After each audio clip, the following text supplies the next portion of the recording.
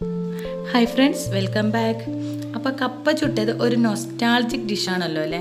പണ്ടൊക്കെ കപ്പ ചുട്ട് തിന്നാത്ത ആൾക്കാർ തന്നെ ഉണ്ടാവില്ല.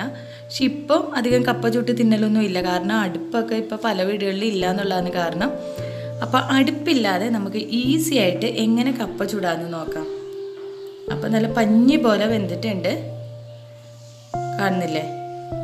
അപ്പോൾ ഇതെങ്ങനെയാണ് ചെയ്തേക്കുന്നതെന്ന് നോക്കാം. അപ്പോൾ ഞാൻ 2 കഷ്ണം കപ്പ തൊലിയൊന്നും കളഞ്ഞിട്ടില്ല, രണ്ടായിട്ട് കീറി വെച്ചിട്ടുണ്ട്. കുറച്ച് മണ്ണൊക്കെ ഉള്ള കപ്പയാണെങ്കിൽ ഒന്ന് കഴുകി തുടച്ച് വെക്കാം കേട്ടോ.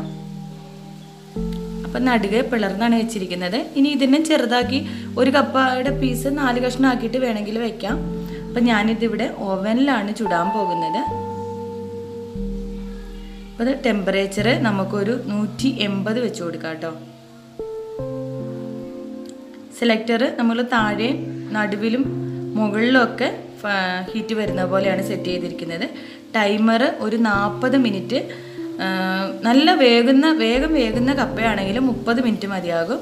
വേവ് കുറഞ്ഞ ഇവിടുത്തെ കപ്പ കുറച്ച് വേവ് കുറഞ്ഞ കപ്പയാണ് കേട്ടോ, അതുകൊണ്ട് 40 മിനിറ്റ് വെച്ചിട്ടുണ്ട്.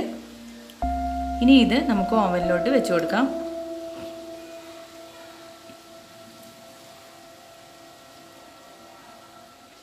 ഇപ്പം പ്രീഹീറ്റ് ചെയ്യേണ്ട ആവശ്യമൊന്നുമില്ല. അപ്പോൾ 40 മിനിറ്റ് നമുക്ക് കറക്റ്റായിട്ട് സെറ്റാക്കി വെച്ച് കൊടുക്കാം.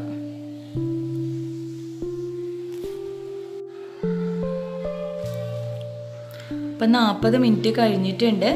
അപ്പം നമുക്ക് കപ്പ പുറത്തോട്ട് എടുക്കാം. അപ്പോൾ കപ്പയുടെ പുറംതൊലിയൊക്കെ ലേശം വിണ്ട് കീറിയിട്ടുണ്ട് കേട്ടോ. അപ്പോൾ കപ്പ നല്ലോണം വെന്തിട്ടുണ്ട്. ഇനി ഇതൊരു പാത്രത്തിലോട്ട് മാറ്റി കൊടുക്കുവാണ്.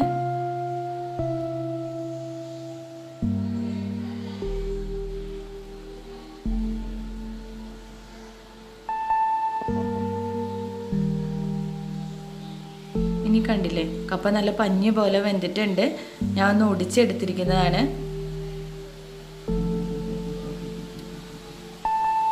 അപ്പോൾ നമ്മുടെ കപ്പ അടിപൊളിയായിട്ട് വെന്തിട്ടുണ്ട്. അടുപ്പ് വേണമെന്നില്ല, നമുക്ക് ഓവൻ ഉപയോഗിച്ചിട്ട് ഈസി ആയിട്ട് കപ്പ ചുട്ട് തിന്നാം. അപ്പോൾ ഈ വീഡിയോ എല്ലാവർക്കും ഇഷ്ടപ്പെട്ടു എന്നും ഉപകാരപ്പെട്ടു എന്നും വിചാരിക്കുന്നു. അപ്പം ബായ്.